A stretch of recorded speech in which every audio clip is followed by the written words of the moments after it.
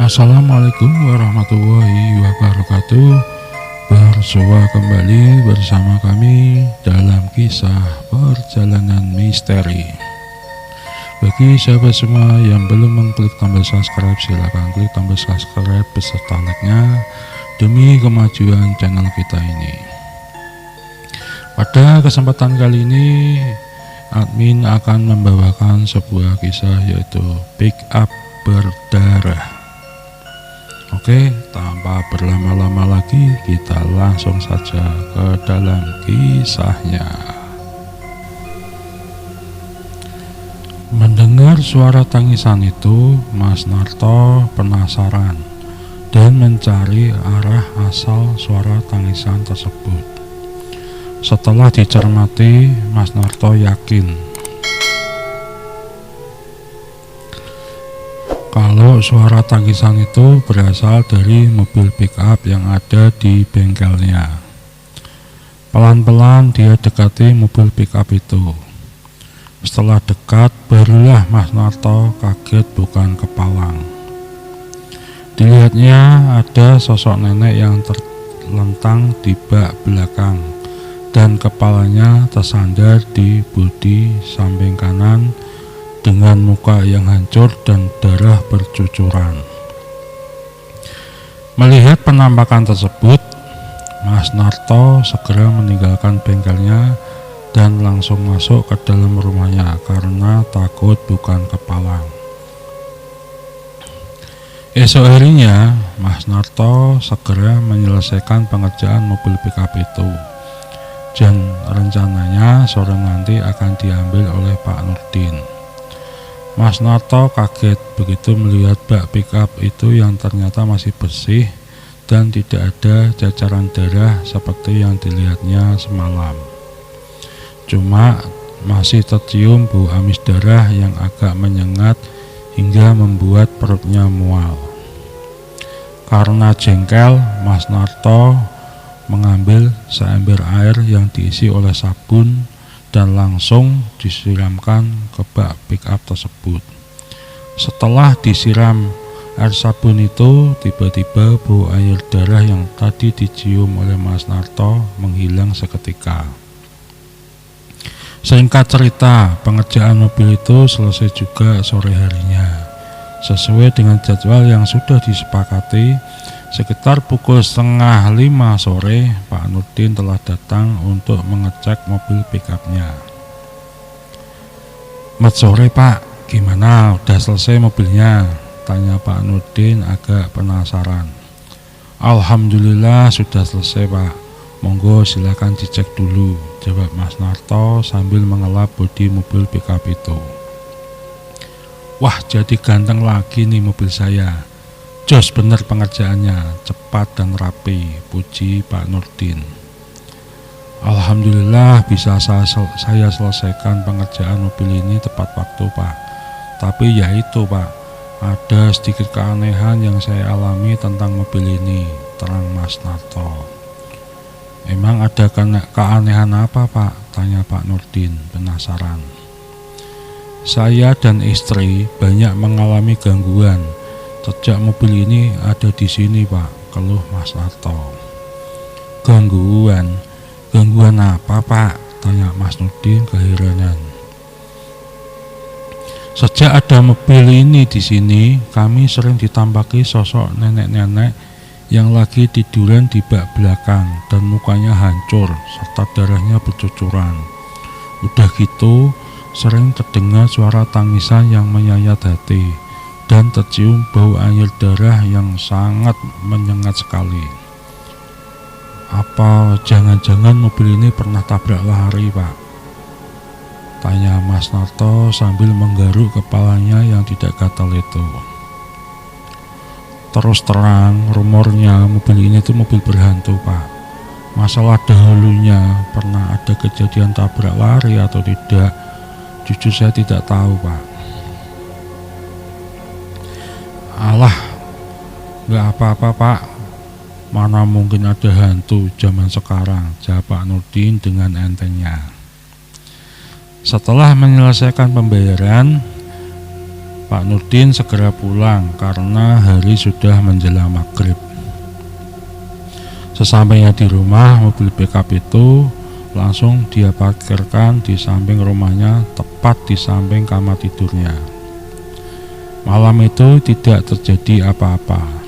Singkat cerita, sudah seminggu Pak Nurdin menggunakan mobil pickup itu tanpa ada gangguan yang berarti. Sampai akhirnya ada kejadian yang membuat Pak Nurdin mulai percaya dengan adanya hantu. Waktu itu dia pulang dari kebunnya dengan membawa muatan sayur hasil panen hari itu. Sepulang dari kebun, Pak Nurdin langsung pulang ke rumahnya dan akan membawa sayuran itu dini hari nanti ke pasar induk. Dan rencananya pulangnya akan belanja sayuran yang lain lagi yang tidak ada di kebunnya untuk dijual di pasar desa. Dini hari itu waktu sudah menunjukkan pukul 2:30 malam. Pak Nurdin bangun dari tidurnya dan segera membersihkan diri untuk bersiap berangkat ke pasar induk. Tepat pukul 3 dini hari, dia mulai berangkat meninggalkan rumahnya dan langsung menuju ke pasar induk. Di saat sampai di jalanan yang gelap dan sepi, tiba-tiba ban belakang kanan meledak lagi. Otomatis mobil langsung berhenti mendadak. Saat turun dari mobil untuk mengecek ban, tiba-tiba terlihat ada sosok nenek yang berjalan membungkuk, berjalan dari arah samping kanan ke arah belakang menjauhi mobil itu. Melihat penampakan itu, Pak Nurdin tidak menaruh curiga. Malahan dia sempat menyapa nenek tersebut, tetapi sapaannya tidak dijawab. Dengan cepat, ban serep mobilnya dia siapkan dan mobil mulai didongkrak. Setelah selesai mengganti ban, tiba-tiba terdengar suara tangisan yang menyayat hati. Semakin lama suara tangisan itu semakin jelas. Karena penasaran, Pak Nurdin mencari sumber suara tangisan tersebut. Diputarinya mobil pickupnya itu, bahkan saking penasarannya sampai dia longok bagian kolong mobilnya. Karena tidak menemukan sumber suara tangisan itu, Pak Nurdin langsung mau naik ke kabin untuk melanjutkan perjalanan. Begitu masuk, Pak Nurdin kaget bukan main. Karena dia melihat sosok nenek yang tadi dia lihat saat mau mengganti ban mobilnya. Sosok nenek itu duduk dengan membungkukkan badannya dan rambut putihnya terurai menutupi wajahnya.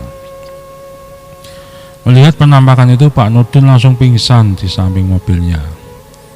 Karena suasana jalanan sepi dan gelap, Pak Nurdin tidak ada yang menolong dari pingsannya. Sampai akhirnya setelah subuh ada seorang bapak-bapak yang menaiki sepeda motor mau menuju ke pasar induk.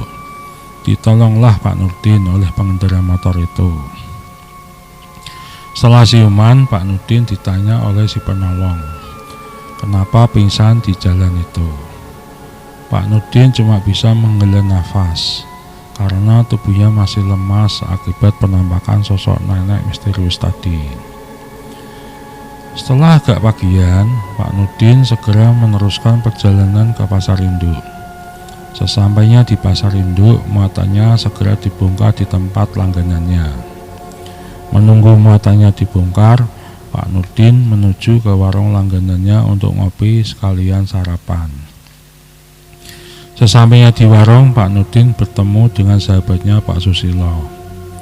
Pak Nurdin, tumben kok agak siangan datangnya. Itu kenapa pucat sekali Pak? Sama lagi sakit apa? Tanya Pak Susilo menyapa. Wah, tadi saya habis lihat hantu Pak, jawab Pak Nurdin lirih. Hehehe, katanya tidak percaya hantu. Kok kenapa sekarang sampai pucat gitu Pak? Memang seberapa serem hantunya Pak? Ledek Pak Susilo. Jujur Pak, seumur-umur saya melihat hantu Baru kali ini suarem banget sosoknya, tegas Pak Nurdin. Emang di mana Bapak melihat hantu? Tanya Pak Susilo penasaran. Saya melihat hantu di mobil pickup itu, Pak. Apa jangan-jangan yang diomongkan orang selama ini benar adanya ya? Kalau pickup itu memang pickup berhantu, jawab Pak Nurdin. Udah gini aja Pak, nanti malam saya ajak ke rumah Pak Yai Somad, mau ndak? Insya Allah beliau bisa membantu memecahkan masalah ini. Setelah cukup mengobrolnya, Pak Nurdin bergegas pulang. Yang tadinya mau sekalian membawa muatan sayur yang akan dia jual di pasar desa, tapi niat itu dia urungkan karena pikirannya masih shock akibat melihat penampakan tadi. Sesampainya di rumah, Pak Nurdin langsung istirahat tidur. Sore itu sekitar pukul 5 sore, Pak Susilo telah sampai di rumahnya yang rencananya mau berangkat sama-sama ke rumah Kiai Somad. Setelah mengobrol sebentar, tibalah waktu maghrib. Setelah suara azan maghrib selesai berkumandang dari suro, tiba-tiba terdengar suara isak tangis perempuan. Waktu itu yang mendengar adalah Pak Susilo. Karena penasaran, Pak Susilo mencari sumber suara tangisan tersebut. Sementara itu, Pak Nurdin masuk ke belakang untuk menjalankan sholat maghrib dahulu. Setelah keluar rumah, suara tangisan yang didengar oleh Pak Susilo semakin jelas dan berasal dari arah mobil pickup yang terparkir di halaman di depan di bawah pohon mangga sebelah ujung kiri halaman rumah Pak Nurdin. Dengan pelan-pelan, Pak Susilo berjalan mendekati mobil pickup tersebut. Karena suasana sudah mulai gelap, tiba-tiba Pak Susilo melihat bayangan sosok nenek yang lagi berdiri membelakanginya. Dengan langkah yang agak ragu, Pak Susilo tetap mendekati sosok nenek tersebut karena penasaran. Setelah dekat dengan sosok itu, tiba-tiba nenek tersebut menengok ke arah Pak Susilo. Begitu melihat muka nenek tersebut, Pak Susilo kaget dan langsung lari ke rumah Pak Nurdin. Dan saking takutnya melihat penampakan nenek bermuka hancur itu, nafas Pak Susilo ngos-ngosan dan dengan raut muka yang terlihat sangat pucat sekali. Tidak begitu lama, Pak Nurdin keluar dari dalam rumah dan menemui Pak Susilo. Melihat tamunya yang mukanya pucat dan nafasnya yang ngos-ngosan, Pak Nurdin keheranan. Loh, kok ngos-ngosan kayak gitu? Emang habis ngapain Pak? Tanya Pak Nurdin keheranan. Saya baru aja lihat hantu Pak, hantu nenek itu, jawab Pak Susilo dengan tergagap. Hantu nenek? Lihat hantu nenek di mana Pak? Tanya Pak Nurdin balik. Itu loh Pak, tadi pas jenengan masuk ke belakang, tiba-tiba saya mendengar suara isak tangis. Karena penasaran, saya cari sumber suara itu. Dan ternyata suara tangisan itu berasal dari mobil pickup jenengan itu loh, yang di bawah pohon itu. Dan begitu saya dekati, saya lihat penampakan sosok nenek yang lagi menangis. Dan begitu menengok, gila Pak, hancur mukanya. Wih, serem sekali, terang Pak Susilo. Hehehe, sosok hantu itulah yang kemarin saya lihat Pak, sampai saya pingsan di pinggir jalan. Ya udah, ayo buruan berangkat ke rumah Pak Yai Somad, aja Pak Nurdin. Oke, ayo kita berangkat Pak. Oh iya, kita boncengan naik motor saya aja ya, biar aman, pinta Pak Susilo. Singkat cerita, akhirnya mereka berdua berboncengan memakai motor Pak Susilo untuk menuju ke rumah Pak Yai Somad. Sekitar setengah jam berlalu, akhirnya mereka berdua telah sampai di rumah Pak Yai Somad. Dan kebetulan Pak Yai lagi jamaah di musola dekat rumahnya. hingga mereka berdua harus menunggu sebentar di teras rumahnya. Setelah beberapa saat menunggu, akhirnya Pak Yai pulang juga. Assalamualaikum. Ada tamu. Ayo monggo, kok nunggu di luar. Maafkan, saya baru aja jamaah di musola, sapa Pak Yai Rama sambil mempersilahkan tamunya masuk ke ruang tamu. Waalaikumsalam Pak, kita baru aja datang kok. Perkenalkan, ini teman saya Pak Nurdin Yai, terang Pak Susilo membuka pembicaraan. Oh iya, jenengan berdua jauh-jauh ke sini ada keperluan apa? Semoga saya bisa ikut membantu meringankan, tanya Pak Yai Somad dengan ramah.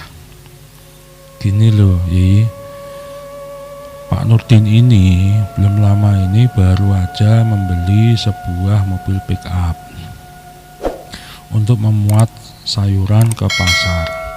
Tetapi terus terang mobil itu tuh terkenal dengan mobil berhantu dan dijual dengan harga murah. Dan Pak Nurdin itu mau membelinya karena memang harganya murah. Dan kebetulan Pak Nurdin juga tidak percaya dengan adanya hantu. Maka mobil itu langsung dia belinya. Semenjak membeli mobil tersebut Pak, kejadian-kejadian aneh menimpa Pak Nurdin. Bahkan tadi maghrib sebelum kita berangkat ke sini, saya sempat ditampaki sosok nenek dengan muka hancur dan darah bercucuran, terang Pak Susilo panjang lebar. Oh begitu toh. Sambil manggut-manggut, Yai Somad memejamkan mata seakan menerawang kisah cerita dari Pak Susilo. Sekarang posisi mobilnya di mana? Tanya Pak Yai Somad dengan muka agak tegang. Mobilnya ada di rumah Yi. Tadi sebenarnya mau saya bawa ke sini, tapi berhubung Pak Susilo melihat penampakan nenek hantu itu, niat bawa mobilnya saya urungkan. Terus terang saya sekarang percaya adanya hantu Pak. Sejak saya melihat sendiri sampai saya pingsan, terang Pak Nurdin. Oh ya udah, apa sekarang kita lihat mobil itu? Nanti kita ungkap ada rahasia apa dengan mobil itu, hingga sering nampak sosok nenek yang selalu menghantui mobil tersebut, ajak Yai Somad. Oke, sampai di sini dulu ceritanya. Kita lanjut di part berikutnya. Akhirul kalam, wassalamualaikum warahmatullahi wabarakatuh.